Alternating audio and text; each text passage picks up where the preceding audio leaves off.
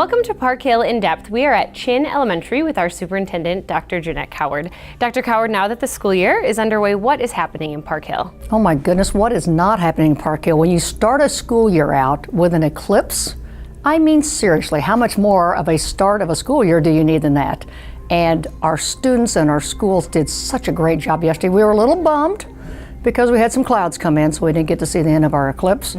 But what a great start to the school year. And I appreciate so much the great work that our teachers, our staff, and our administrators have done to make sure those first few days of school really get off on that right foot, because as I went into the buildings, learning was started within the first 5 minutes of being there. So it was just an incredible start.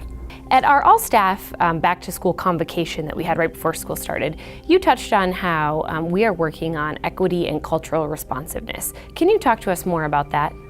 Absolutely. As we look at our community and as we look at our students and our families, we realize that we want to be inclusive and respectful and welcoming of all of our families, no matter what the issue. And a lot of times when people think we're talking equity or cultural responsiveness, they think we're only talking about race, but we're talking about so much more than that.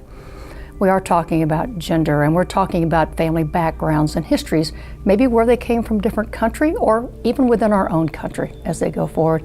And things such as poverty play into these conversations as we go forward. So this is an important conversation for us to have as a district as we move forward, because we know that in order for us to move forward and maintain the high levels of achievement and the high expectations we have to recognize that we have these different needs, and also how do we support and help those students as they come to us in our schools, because we want them to be successful as they move on past high school and to the next part of their lives. Thank you very much, Dr. Cowherd. You're welcome.